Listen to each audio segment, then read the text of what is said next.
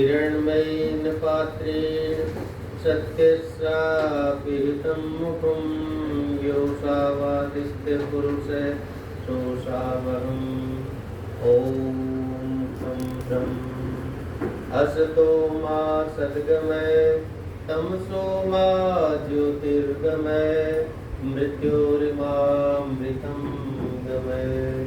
ओम असत से दूर भगवन सत्य का वरदान दो, दूर कर दुख से मेरे भगवन शुद्ध ज्योति ज्ञान दो। मृत्यु बंधन को हटा मृत्यु हे भगवान दो, प्रकृति पाशों से छुड़ा आनंद मधु का पान दो। सर्गारंभे मनुष्याणां कल्याणाय दयानिधि प्रकाशयति यो वेदान् तं वन्दे परमेश्वरम्।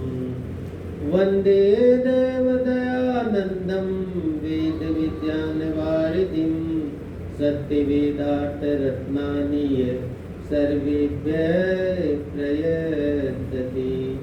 तपोविज्ञानपूतात्मा वेदार्थानां प्रकाशकः प्रणूयते दयानन्द ऋषिकोटिमुपागतः। ॐ शान्ति शान्ति शान्ति। वंदनीय मातृशक्ति आर्य समाज मानपुरोवर के यशस्वी प्रधान जी, मंत्री जी, अन्य पदाधिकारी गण और मेरे अत्यंत प्रिय श्रुति श्रोतागण, परम पिता परमात्मा की इतनी कृपा है, हमारा समय परमात्मा की वाणी का चिंतन करने में, मनन करने में, ध्यान करने में व्यतीत हो रहा है। चाहे करोड़ों रुपए लगा दो, लेकिन ये क्षण उसी को उपलब्ध होते हैं जो परमात्मा का वास्तव में अति प्रेमी भक्तजन है। उसे कितनी अच्छी बात है। हमारे ये यशस्वी प्रधान जी अरोड़ा जी अमेरिका जाके आए।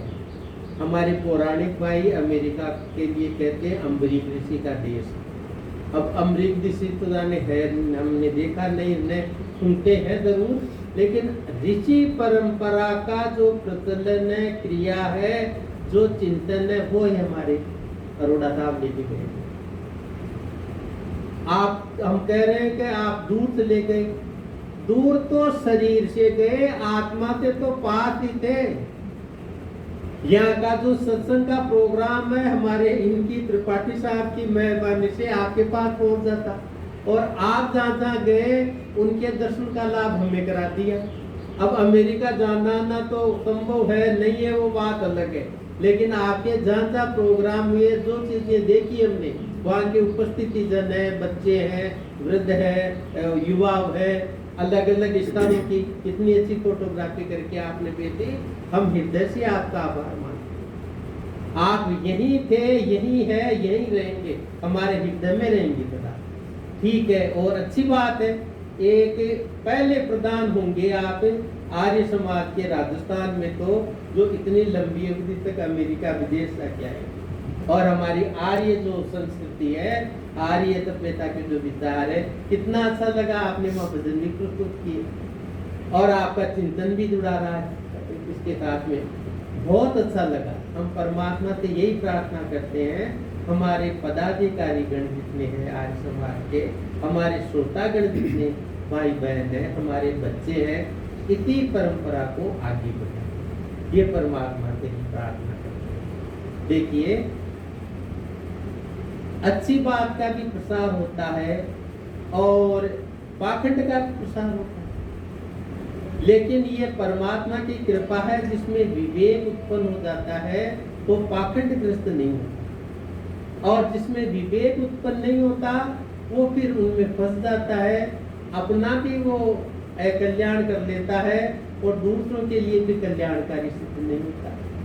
आप देखो कितना चारों तरफ अविद्या फैली हुई है, इसका इतना कुप्रभाव है, हम इसका दुष्परिणाम भोगेंगे।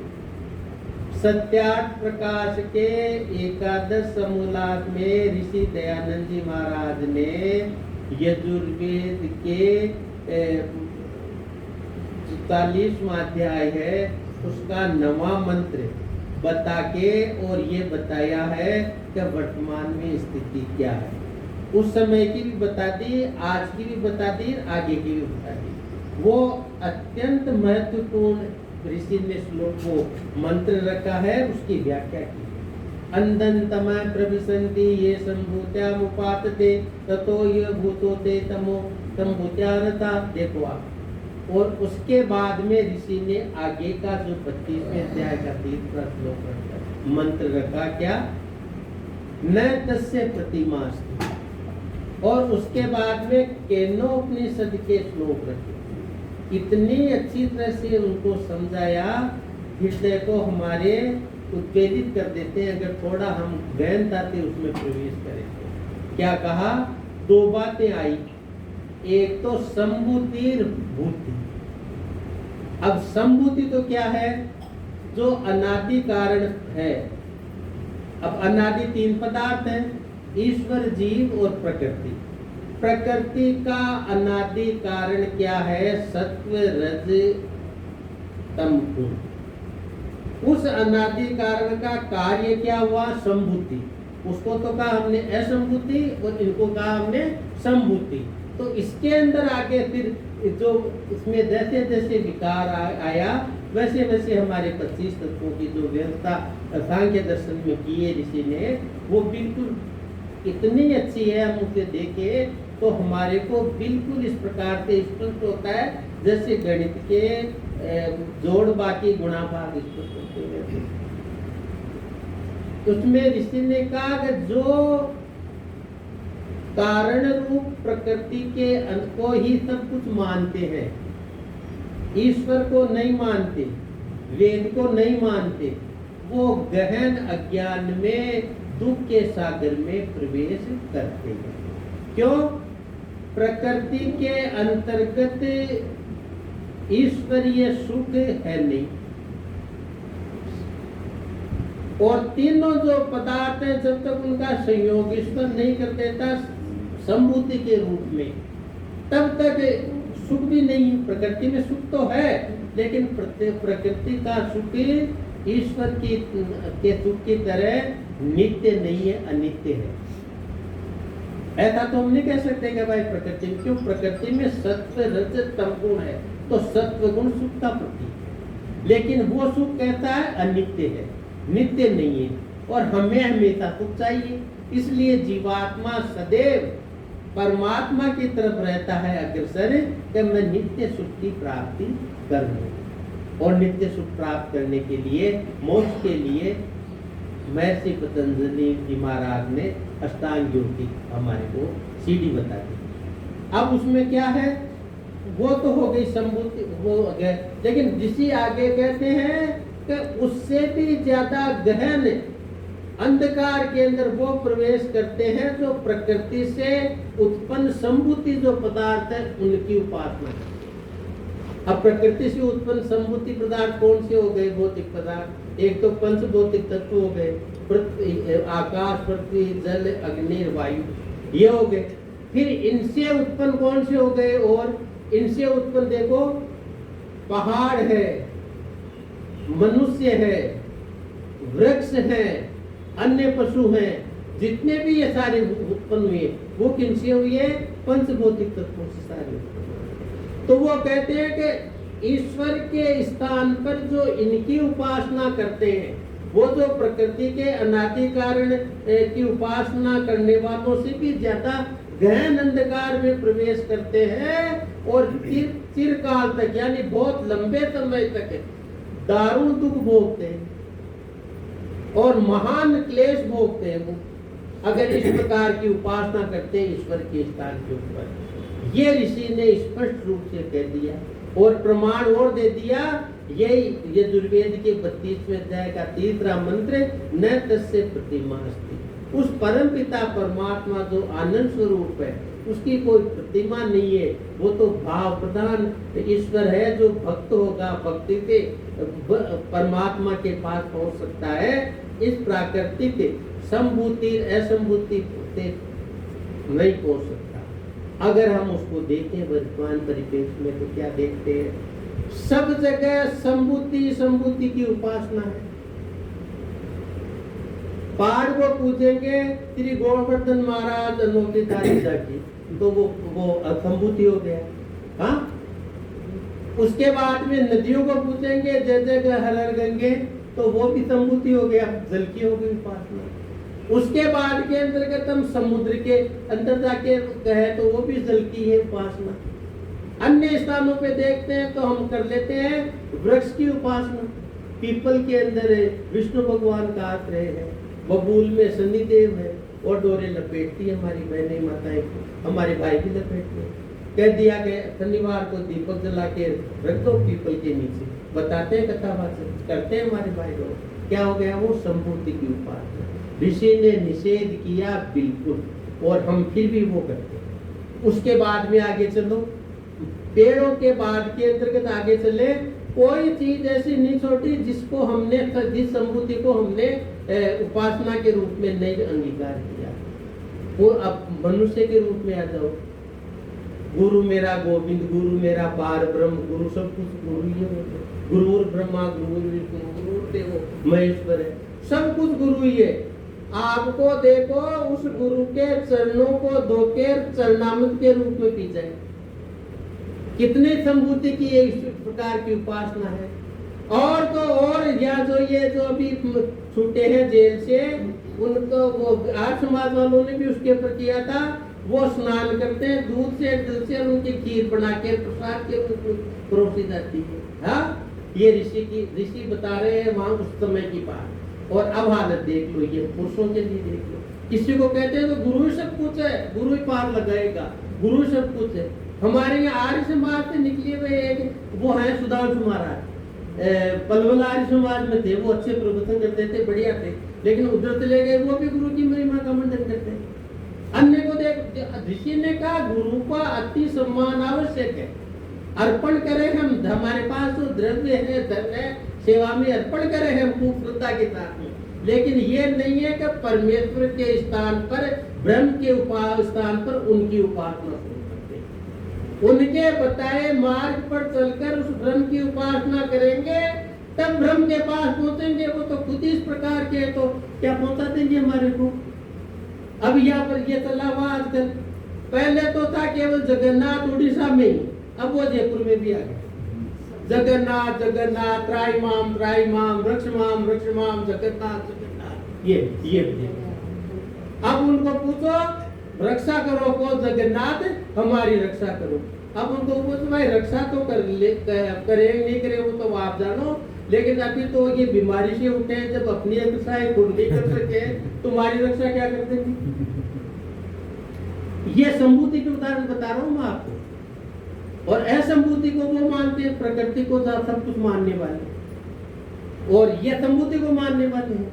अब उन्हें पूछो कि भाई ये क्या है? नहीं कहिए जगन्नाथ है। यहाँ पर गोविंद देव जी कैसे रथ निकाला, जिसके अंदर सारे मिनिस्टर लोग, एमएलए लोग, जिनको अत्यधिक वोटों की आवश्यकता, वो सारे रसों को खींच ले।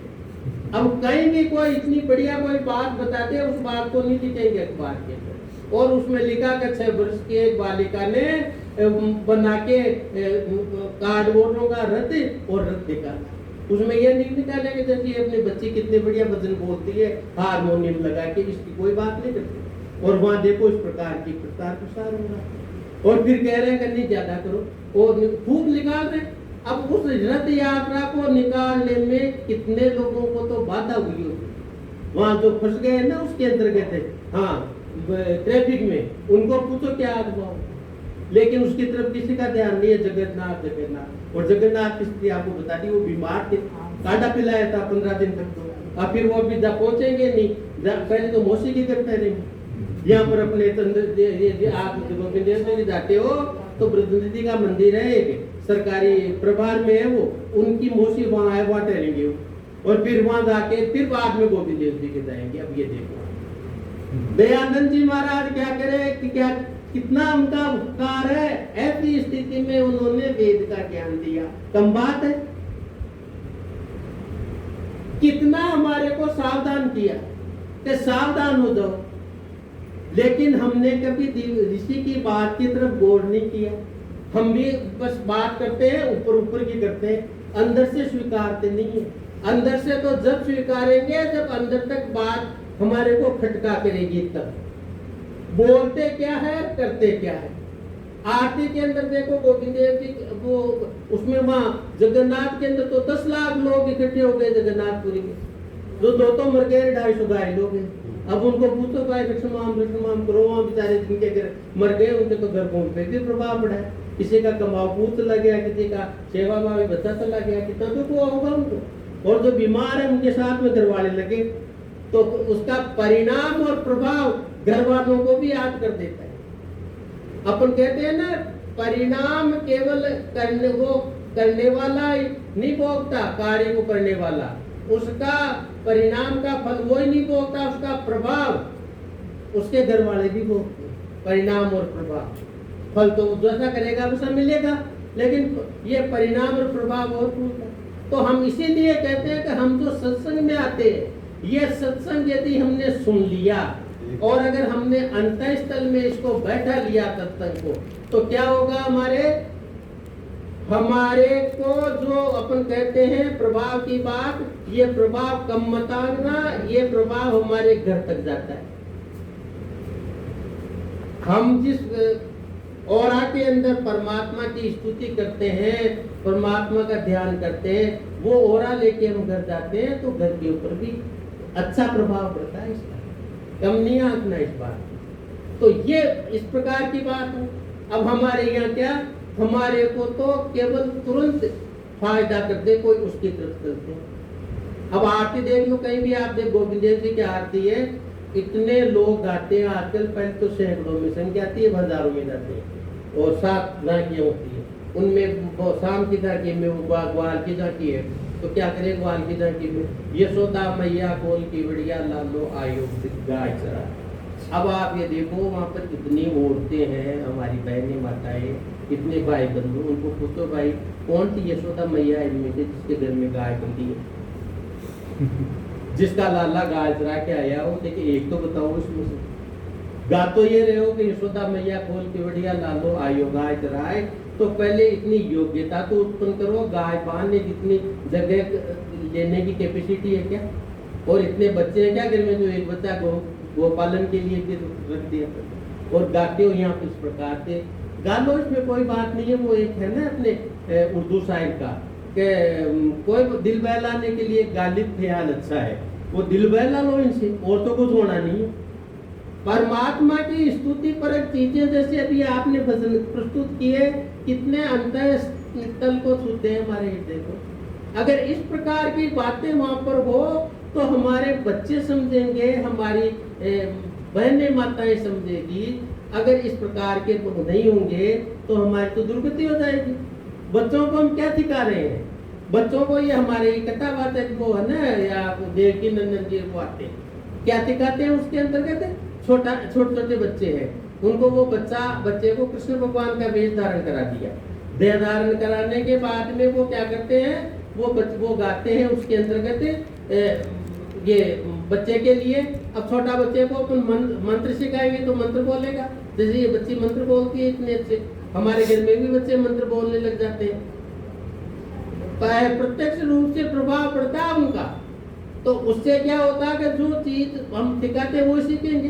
अब वो बच्चे किस प्रकार का क्या क्या गाते हैं, आप कभी सुन के देखना, और उनको माता पिता को कहना भाई ये क्या सिखाते हो, करके इशारों बुलाए गई रे बरसाने की छोरी राधा गोरी गोरी, वो बच्चे वो ने गाया और वो तालियां बजाते हैं, जो कथावाचक बोलते हैं। अब उनको पूछो भाई इस प्रकार की शिक्षा इनको दे दोगे, जो बच्चे की बोली अभी पूरी निकली नहीं, 3 साल 4 साल का ये बच्चा हुआ है, इसको गोरी गोरी छोरी बरसाने की छोरी है सिखा दोगे, तो ये क्या तो ब्रह्मचर्य का पालन कर लेगा, क्या शिक्षा ग्रहण कर लेगा, क्या तरक्की कर लेगा, क्या घर वालों को अपनी प्रसिद्धि से लाभान्वित कर देगा, या देश की गति सुधार देगा। इसलिए ऋषि ने कहा कि वेद का पढ़ना पढ़ाना सुनना सुनाना परम धर्म है। और आपको एक और बताऊं स्थिति विशेष, हम देखते हैं करते हैं लेकिन हम भी भागी हैं। इसके हम ये प्रकार की बातें देखते हैं और सुनते हैं, उसका प्रतिकार नहीं करते।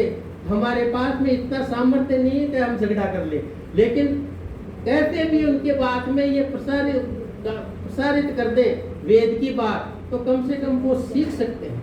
अब कहते, अब जैसे मान लो अब अपन कहते हैं कि भाई हम किस से झगड़ा मोल लेते, 90% तो यही करते हैं। तो भाई 90% करने से झूठ सच थोड़ी हो जाएगा।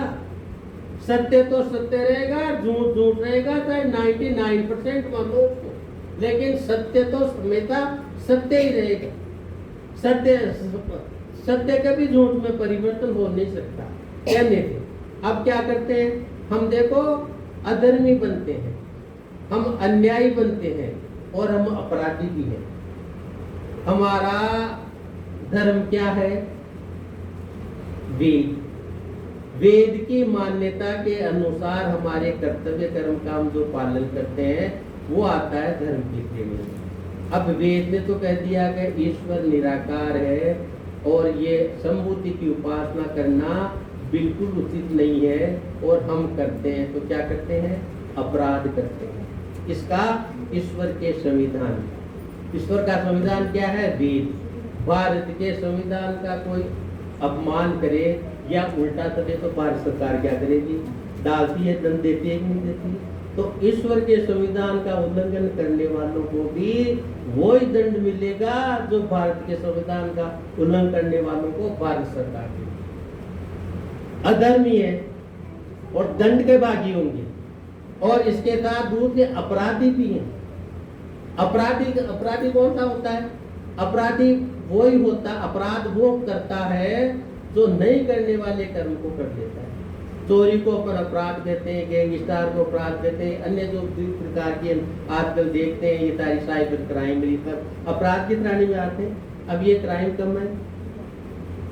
जो चीज ईश्वर नहीं है उसको तो ईश्वर बनाए, ब्रह्म बनाए, और जो ब्रह्म है उसका कभी नाम नहीं ले, और ब्रह्म में डाल के लोगों से लूटे कसोटे और लोग अपनी जेबें भरे। ये क्या है? अन्याय है, अनीति है, अधर्म है। और इस प्रकार का करने वालों को तो निश्चित रूप से दंड का भागी होगा। अगर हम कहीं भी जाके इस प्रकार का काम करते हैं तो सुन लो, आपकी तरह से अपने हृदय में बैठा लो, ईश्वर के दरबार में दंड के भागी ही बनेंगे, और दंड हमारे को भोगना ही पड़ेगा। और भोगा है, क्या भोगा है? ये जितने भी इस्लामिक राष्ट्र बने हुए हैं ये इसी की परिणति है। अब ये रतरा आया, यहाँ तो निकालो दे के हांडीपुरा में निकाल के बता दो, ज्वालपुरा में निकाल के बता दो, बिना पुलिस के पैरे की पता लग जाएगा क्या रथ यात्रा होती है, क्या वेद होता है, क्या संविधान होता है। तो इन चीजों से अगर हम नहीं बचेंगे तो यही आदत होगी। जहां हमारे को ये है अपनी आय में से 10% हिस्सा निकाल के वेद के प्रचार प्रसार के लिए दे। अब वो वेद का प्रचार प्रसार तो दूर रह गया, और इस पाखंड के प्रचार प्रसार के लिए वहां दान करते हैं जाके मंदिरों में, और उस मंदिर के पैसे वो चुरा के वो लोग मजे करते हैं। अब इसका दंड कौन भरेगा? पकड़े गए उनको तो छूट जाएंगे, पैसा करोड़, उनके क्या फर्क पड़ने वाला है? जब हत्या करने वाले छूट जाते हैं इसमें अपने यहाँ पर, तो उनके क्या फर्क पड़ने वाला है? अब दंड का बाकी कौन? वो पैसे चढ़ाने वाला भी दंड का बाकी है। क्या पहले तो तू निश्चित जगह गया क्यों? जाना कहाँ था? जहाँ वेद विहित चीज है वहां जाना था। हवन हो रहा है, वैदिक प्रक्रियाएं होती है, वैदिक सत्संग होता है, वैदिक करता है, वहां जाना था। वहां तो तू गया नहीं था, अवैदिक मान्यता वहां गया, इसलिए गलती तो तेरी है। जो भी हम कर्म का फल भोगते हैं वो हमारे कर्म का फल है। अब कर्म वैसा किया तो फल भी भोगना पड़ेगा। भोग अभी तो यहाँ भोगा, आगे और भोगना पड़ेगा। वो एक कह रहे थे कि मैंने उसमें अखबार में देखा था, काक कुसुम सी बनाए चांदी की, और चांदी के बना के वहां अर्पण करके आए, जो उनका ही पता नहीं कहाँ गए। अब उसको पूछे भाई काक कुसुम कभी सफेद हुआ क्या? चांदी तो सफेद है, काक कुसुम तो काला होता है। अब तो कोई लोहे का बनाता है या और कोयले का बनाता है तो मानते हैं भाई काकभूषण बना दिया इसने। अब तो चांदी के बना के मानते काकभूषण कौन थे, न तेरे को ये पता काकभूषण कौन थे, किस प्रकार की कथा है, अलंकारिक कथा है, किस रूप में इसको ले, वो तो तेरे को पता नहीं। और तू ये काम करता है तो पहले तो ये भोग लिया कि तेरा जो धन का है वो व्यर्थ गया, नाश में की गति में आ गया वो। और नाश ही नहीं हुआ, अपराधी और हो गए। वेद विरुद्ध जो भी काम करते हैं उसको अपराध की श्रेणी में लिया है। आप देख लेना, उसी में ऋषि ने लिखा है, और है भी, अपन भी नहीं कह रहे। वेद की मान्यता के खिलाफ जो भी बात होगी उसको उसी रूप में लिए।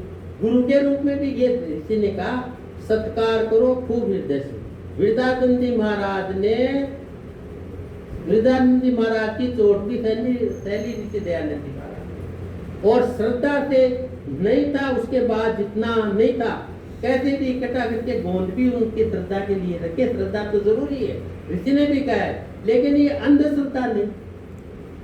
हमारे तो यहाँ अंधश्रद्धा है, ले जाके देख लेना आप, हमारे गुरु ये सब गुरु ये सब ये गुरु कर करके इस प्रकार की हालतें होती है। फिर गुरु या फिर भी नहीं मानते, तो कहते हैं ना कि ऋषि कहते हैं गहन अंधकार में, अज्ञान के अंधकार में प्रवेश करते हैं, चिर लंबे समय तक महान दुख के सागर में डूब के महान क्लेश भोगते हैं। जो भोगते ही हैं, जिनको सरकार की, जिनको ये हो गया कोर्ट की तरफ से कि भाई ये अपराधी है, उसके बावजूद भी वो जमानत में आ गए या कैसे ही अपनी प्रसिद्धि छूट के आ गए, फिर भी उनके भक्त तो वैसे के वैसे करेंगे। ये क्या महान क्लेश है। तो ये ऋषि की जो बातें हैं वो बिल्कुल हमारे सामने आ रही है पग पग। पहले उसका देखें, भगवान योगीराज श्री कृष्ण है, मर्यादा पुरुषोत्तम भगवान श्री राम है। इतनी दिव्य वो आत्माएं थी जिन्होंने अपने आचरण से हमारे को शिक्षा दी गई। उसको तो हमने नहीं माना और उसके स्थान के ऊपर वेद विरुद्ध मान्यताएं उन पे आधारित कर। अब यहाँ पर ये है, ये लड्डू गोपाल के पर चले हुए हैं आजकल।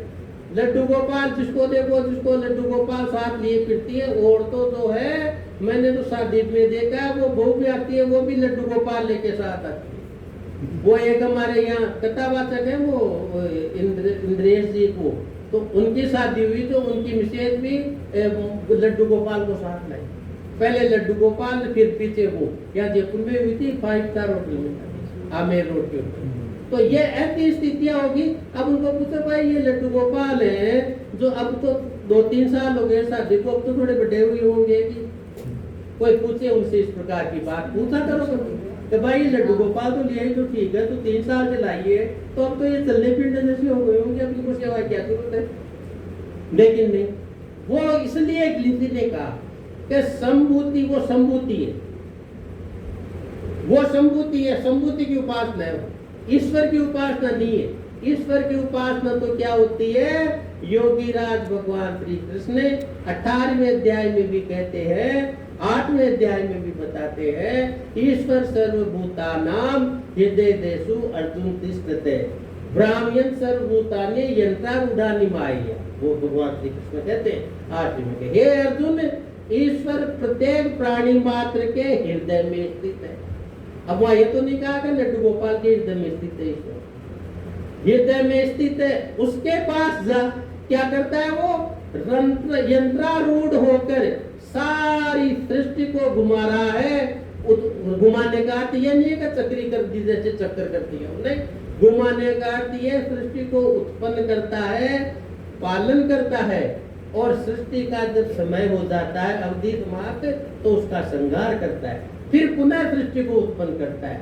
ये होता है चक्कर लगाना, घुमाना, यंत्रारूढ़ होना। इस चीज को अगर कोई देखे, करे और उसके अनुसार देखे, सबको समझ में आता है। मैं तो गोविंद देव जी के मंदिर में जाता था, पहले अभी जाता हूँ, अब तो इन दिनों में तो मैंने कहा कई वर्ष ही हो गए मेरे को, लेकिन जाता था तो एक मंत्र लिखा हुआ है वहां पर, कृष्णाय वासुदेवाय हरिये परमात्मने प्रणतय क्लेश नाथाय गोविंदाय नमो नमः। तो मैंने मेरे मन में सोचा, ये यशोदा मैया बोल की बढ़िया, ये तुम्हारे मस्तक के मुकुट धारण कर लो, फिर हमारे को दर्शन दे दो। इस प्रकार के भजन गाते उसके बताए तो ये मंत्र पढ़ ले।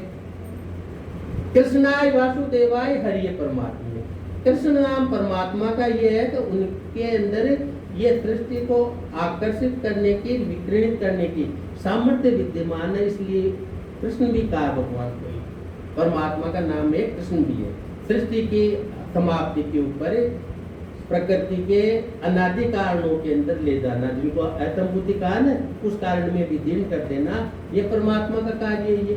इस रूप से कृष्ण भी कहा कृष्णा वासुदेवाय। प्रत्येक प्राणी का रहने का, वसने का स्थान वो परमपिता परमात्मा है। कृष्णाय वासुदेवाय। हम परमात्मा के अंदर वास करते हैं, परमात्मा हमारे में वास करता है, इसलिए उसका नाम क्या है? वासुदेवाय। कृष्णाय वासुदेवाय हरिये परमात्मा ने, वो प्रत्येक प्रकार के दुखों को, आदि आध्यात्मिक, आदि भौतिक, आदि देविक, तीनों प्रकार के दुखों को हरण करने वाला है, दूर करने वाला है। परमात्मा ने, परमात्मा है वो। आत्मा परमात्मा एक नहीं है। आत्मा अल्पदेशी है, एक देशी है, अल्प शक्तिमान है। परमात्मा सर्वदेशी है, सर्वशक्तिमान है और सर्वव्यापक है। तो उसके अंतर्गत हम कहते हैं कि वो परमात्मा, आत्मा के जो कष्ट क्लेश आ जाते हैं अविद्या से या किसी दृष्टि से, तो उनका हरण वो परमात्मा करता है, इसलिए उसको कहा हरिये परमात्मा है। फिर प्रणतः क्लेश नाशाय, प्रणाम करता हूं मैं किसको? उस परमपिता परमात्मा को। प्रणतः क्लेश नाशाय गोविंदाय नमो नमः। तो क्लेश कौन से हो गए? 5 है। कौन से? अविद्या, अस्मिता, राग, द्वेष और अभिनीत। इनका प्रणतः क्लेश नाशा, इनका नाश करने वाला कौन है? वो परम शक्ति परमपिता परमात्मा है, उसको प्रणाम करता हूँ। प्रणतः क्लेश नाशाय गोविंदाय नमो नमः। गोविंद का गो नाम किसका होता है? इंद्रियों का भी होता है। इंद्रियों को अपने वश में रख ले हम, जैसे परमात्मा पूरी सृष्टि के को पूरा नियम में चलाता है, उसी प्रकार से हम नियमानुसार अगर हम चलना सीख जाएं, चलाना सीख जाएं, वेद मर्यादा में रहना सीख जाएं। क्यों? वेद की ऋचाओं को भी गो कहा गया। गोविंदाय नमो नमः। ऐसे परमपिता परमात्मा को मैं हृदय से बारंबार नमस्कार करता हूँ। अगर उस मंत्र को इस प्रकार से अधिग्रहित कर ले, कितने आनंद की बात है। पाखंड से छूट जाएंगे, निषिद्ध पूजा से छूट जाएंगे, ईश्वर के दरबार में अपराधी नहीं बनेंगे, ईश्वर के दरबार में अन्याय नहीं बनेंगे। हम अन्याय करते हैं, बच्चों को अन्याय सिखाते हैं, तू ही पूजा कर, ऐसी पूजा। हम पूजा तो अभी आगे बताएंगे कभी प्रवचन में, संध्या की पूजा कितनी अच्छी है हमारी, दीदी ने बताई।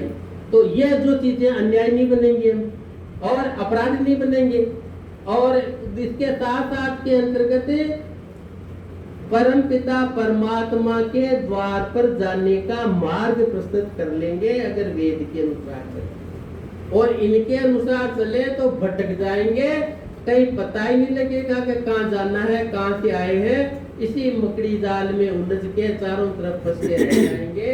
इसलिए इन बातों से ऊपर उठें। असंभूति संभूति की उपासना नहीं करें। उपासना केवल करें तो परम पिता परमात्मा जो ब्रह्म है, सबसे बड़ा, सब जगह व्याप्त, सबको नियंत्रण में रखने वाला, उसी की हम उपासना करें। और किससे करें? आत्मा से करें। शरीर से करने की जरूरत ही नहीं। शरीर परमात्मा के ही नहीं है, सारा हम परमात्मा के ही। तो आत्मा ज्ञान का प्रतीक है।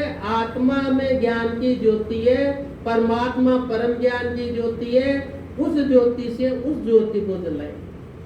देखो, मैं एक आपको उदाहरण मैंने देखा था, कल पढ़ रहा था मैं, 1935 के अंदर एक भजन बोलते थे तो वो कोई फिल्मी भजन नहीं, शायद ये जानते होंगे हमारे माता जी। उसमें क्या था? वो तेरे पूजन को भगवान बनामन मंदिर आ। उसमें क्या था? वो एक भारत की बेटी पिक्चर थी 1935 में। उसमें एक रतनबाई ने भी गाया था और एक शमशाद बेगम ने भी गाया था। दोनों का गायकों के स्वर में है वो। उसमें यह फूल और फल चटा श्रद्धा की, नयन के जल से चरण धुला के, ज्योति जगमग ज्योति जगाऊं ज्ञान, बना मन मंदिर आलीशान, तेरे पूजन को भगवान। कितना अच्छा। 1935 के अंदर भी हमारी माताएं बहनें इस प्रकार से भजन कर लेती थी। उनका चिंतन इतना था। अब वो चिंतन भी अगर हमारे सामने आ जाए और उस प्रकार से भी अगर हमारे को ये जो हमारे दृश्य श्रवण सामग्री में ये टीवी और ये फिल्मी लोग बॉलीवुड हॉलीवुड जो भी बनवाते हैं उनमें अगर उस प्रकार की बातें आती है तो हमारा कल्याण है सबका, अन्यथा हमारा कल्याण हो नहीं सकता। केवल मात्र विश्व में एक पूरे में एक वेद का ही संविधान है जो सबको सुख समृद्धि दे सकता है। तो मैं परमपिता परमात्मा से प्रार्थना करता हूँ, हे भगवान हमें आप सद्बुद्धि सद्मति दीजिए ताकि हम आपके मार्ग पर अग्रसर रहें। संस्कृते निगमी मातृते निरादिशी, इसी प्रार्थना के साथ ओम शांति।